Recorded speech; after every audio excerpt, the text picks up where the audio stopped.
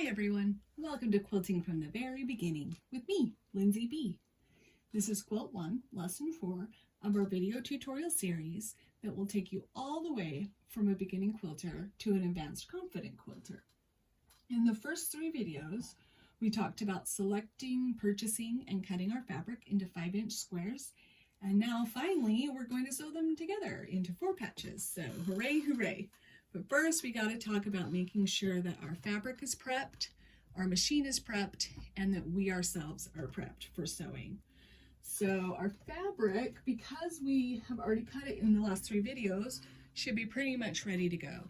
At least mine is. I'm using a charm pack along with just 1 or 2 fabrics that I've cut myself. And so this is ready to go. It's very random. There's a lot of different ones, so I'm not going to have to worry too much about what goes together in this quilt. If you do want to have a specific pattern, or you maybe have fewer fabrics and you want to lay it out on your bed or floor or on a design wall, go for it. We will talk about some of those things in future quilts where it may matter a little bit more. But for my quilt, this is going to work out just fine. Okay, so let's talk about my machine. This is my Husqvarna Viking Scandinavia 200. I love my machine so much. I've had it for, I don't know, 10, 12 years, something like that. I had it in Utah. I moved it to Alaska, down to Florida, back to Alaska, and now I live in Southern Washington. And it's still going strong. And I want it to go strong for a long time because I love my machine and I don't want to learn how to use a new one because I don't like to learn new things. All right. This is a lint brush that came with my machine. You can use a little paintbrush or you can use a pipe cleaner. And you just, anywhere the thread goes, just give it a little bit of a swipey here, okay? The main area you're going to focus on, though, is the bobbin area. Mine is a drop-in bobbin, but some of the machines will have a front-loading bobbin. So take off the bobbin cover, snap off the throat plate. The throat plate has a hole for the needle and then slots for the feed dogs. The feed dogs are these metal rough strippy things underneath your needle, and they move in a circular up and down pattern to pull your fabric through evenly, so you get even stitching. Okay, then there's the bobbin. Mine, I have to use a specific Husqvarna bobbin. Most machines you can use a universal bobbin. You can also buy preloaded bobbins. That's not something I would ever do, or pre-wind my bobbins myself, and I'll kind of explain why in just a minute. This piece I very professionally call the gray thingy. And then the bobbin casing. So this is where we start to really need to get in there. And you just want to get into those metal areas all the way around. Don't forget to flip it over and work on the back. Now, the more you sew, obviously, the more often that you're going to have to do this. Get down in here in this machine. Make sure your feed dogs, oh, got a little lint there. Come back here, come back. Make sure your feed dogs are lint free because those can actually gum up and prevent it from moving. And then you don't have any sewing at all. You have to push your fabric through, which is certainly not what we want to do. If you're using flannel or something like that, it may take more cleaning more often. My machine does not take machine oil. Some machines do. If yours does, then you should be oiling it according to your user manuals. Putting my throat plate back on, dropping in my bobbin. Now I am using copper shiny embroidery thread. Normally I would be using either an off-white or a gray thread, but I want you guys to have a chance at seeing what's happening here, so we're going to use this thread. Okay, I'm going to pull my bobbin thread up, pull it behind me, cover back on. So let's talk about the feet. This is the one that came with my machine. It's a 3/8 of an inch foot. This will actually work for this project if you use it for the entire quilt. As long as you have a consistent seam, because we are using squares, it doesn't really matter how wide that seam is. However, every single quilting pattern you'll do from here on out. If you want to add triangles or anything else, you're going to need to have the 1/4 inch seam. And so I highly recommend starting off with a 1/4 inch seam foot, maybe one like this. This one has a blade as a guide that you can guide it through. A lot of people recommend this one. I never quite got the hang of this one, and that's okay, but if it works for you, great. But what it will do if you start with the 1/4 inch foot is it will start to teach you how wide that should look and how your machine and your feed dogs behave with a 1/4 inch foot. This is the one I use, inexpensive quilting 1/4 inch foot. It's a snap-on, snaps right onto my low shank machine. Some machines are low shank, some are high, again, just depends. All right, I'm gonna put this stuff away before I lose it. That would be bad. Okay, so my machine is ready to go. Now I need to make sure that I'm ready to go. So before I start to sew, I always do hand stretches.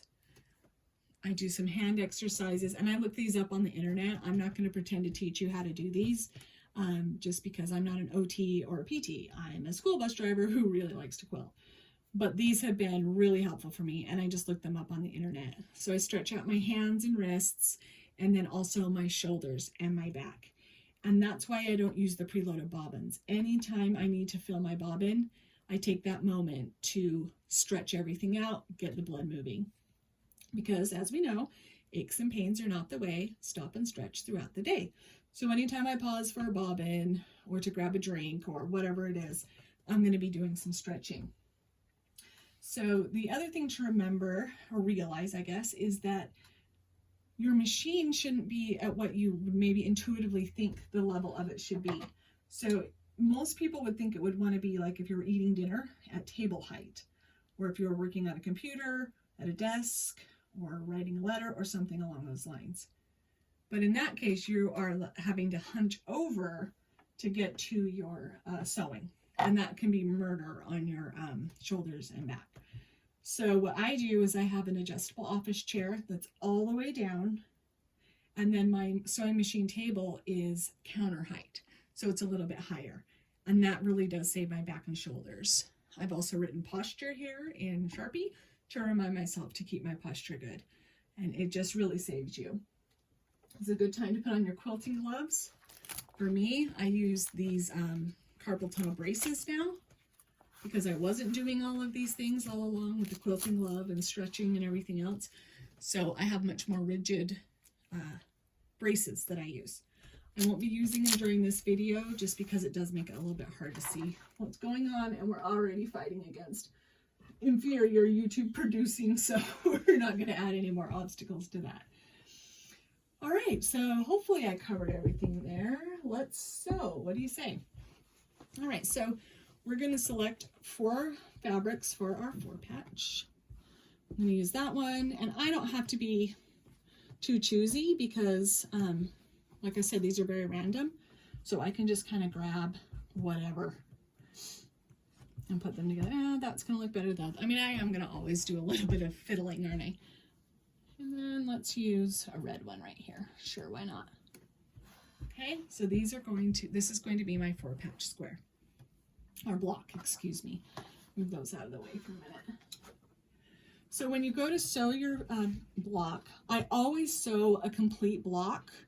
If it's a new block, or even if it's a review block, I like to sew one complete block to get my brain moving and so that I know how it's going to go together before I do any chain piecing, which I'll show you at the end of the video. So I've got all of my squares right sides up. So when we say right sides together, you'll see that there's a right side and then a wrong side.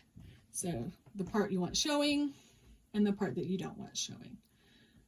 So if you lay out your fabric right sides up and you flip one over on top of the other, now you have right sides together.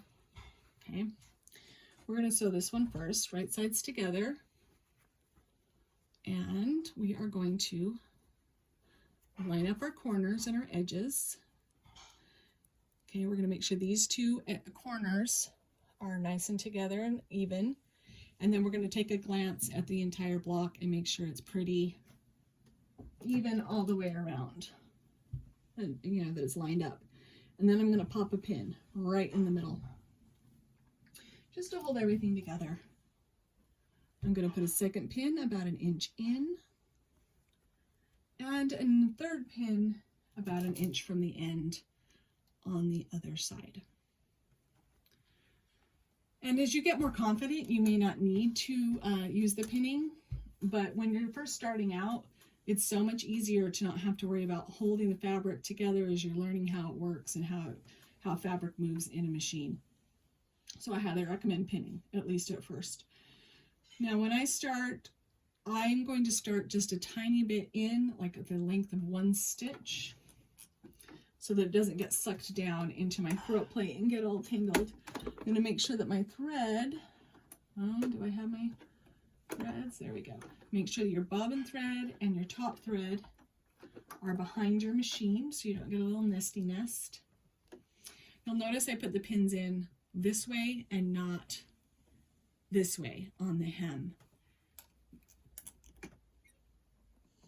Okay, about 1 stitch in. Hopefully I did that right. I'm a little bit of a weird angle, so I can't really see exactly what's going on, but that's okay.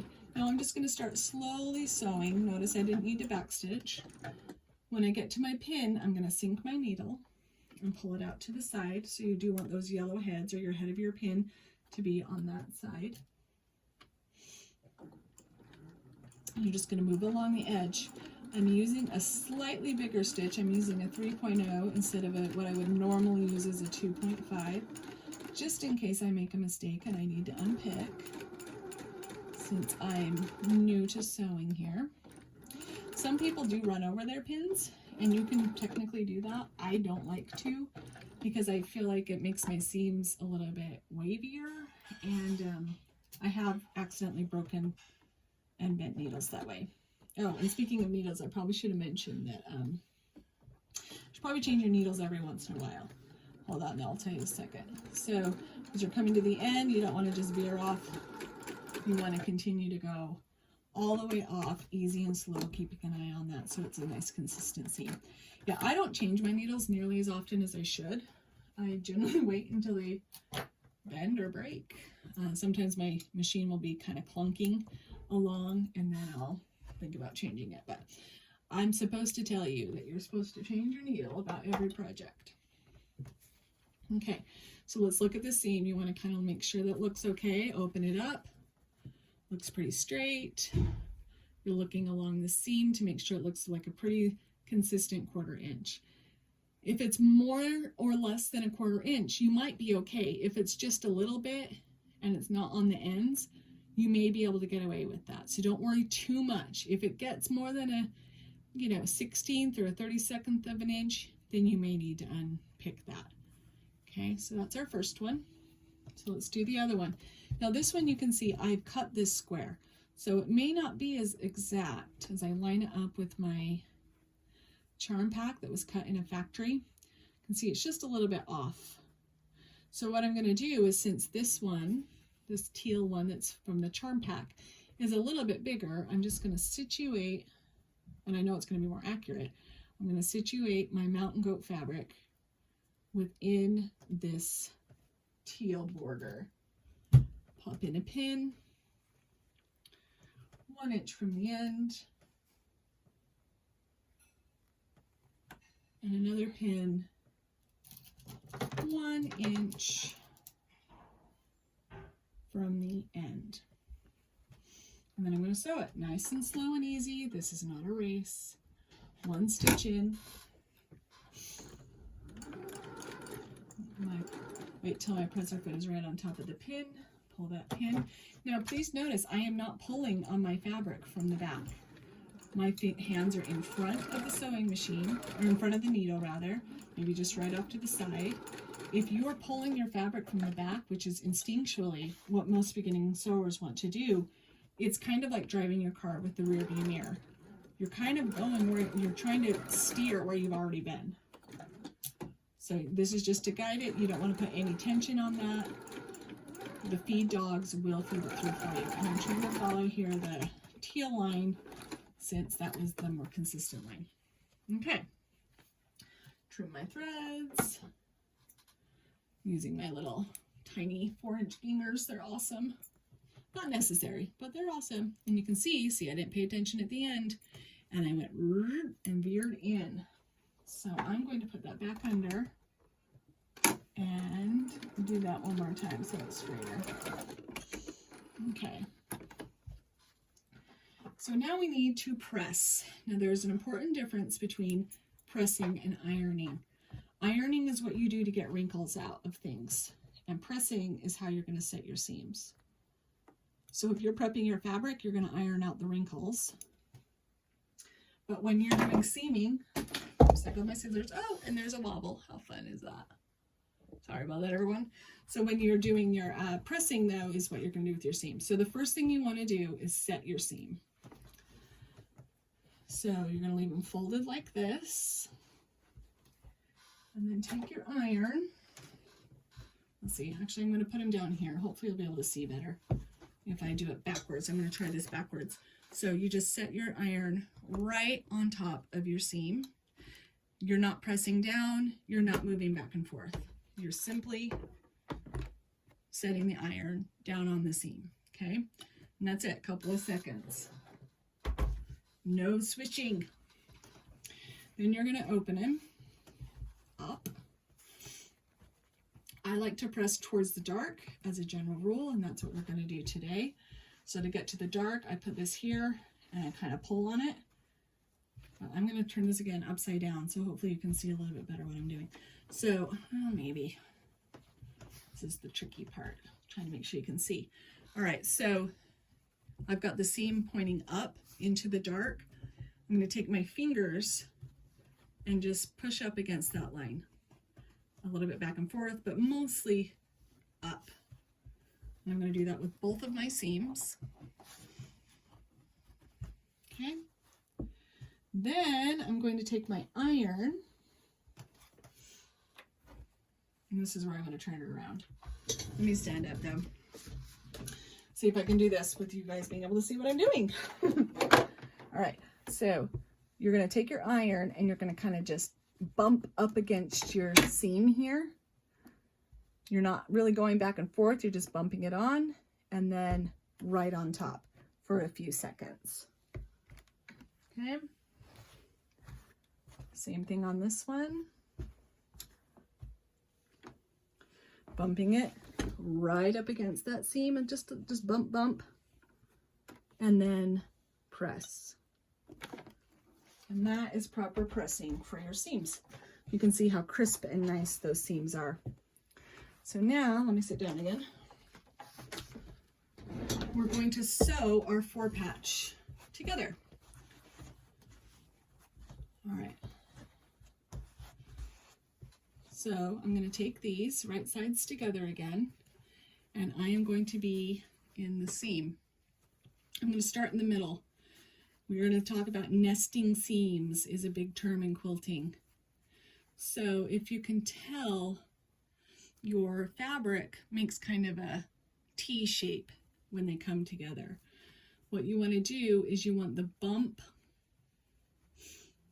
of this fabric to bump up against that fabric. So you're going to put dark bumping up against dark there. Okay, and you'll be able to feel it. Line it up at the top, and then as you kind of push it, you can feel it butt right up against that, kind of like a puzzle piece.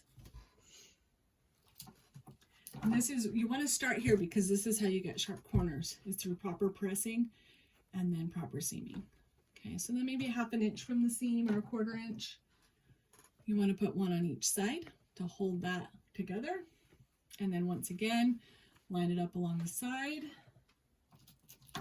And you're going to put 1 inch from this end about, and about 1 inch from this end. You know, pulling it up to make sure it's lined up. Once again, starting about 1 stitch in. You can also use a header, which I will show you how to do that when we're doing our chain piecing in a second. My pin's a little bit crooked. That's another reason I like to pull them. So if they're crooked, they won't break my needle. Sink and pull. Okay, and I'm going to sew this a little bit faster. Holding the seam down with my fingers, making sure that goes right underneath. Staying right on the edge. Okay, you can go nice and slow. There's no race here. Just go to nice, even, whatever you need to do to get that really nice 1/4 inch seam. This is a forgiving quilt, however. If your seams are not exact on this quilt, that's okay. That's just what you want to be working on. Just realized my hand was probably in the way for most of it, and that's okay. Okay, setting up the edge. And now we are going to press these seams. Where do my little scissors go? I don't know. I'll have to use the thread cutter on the back of the machine. Okay, so there's our 4 patch. Now we just need to press it. This time I'm going to do whichever way the fabric wants to go for my seam, because it doesn't really matter on this one. Or before we were going to the dark side, it doesn't matter on this one. So I just kind of feel it to see how it wants to go. But first I'm going to, step 1 is always to set your seam.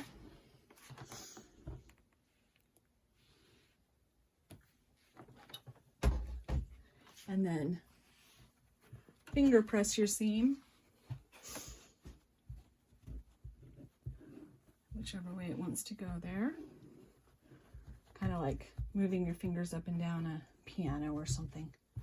Okay, just pushing up on that.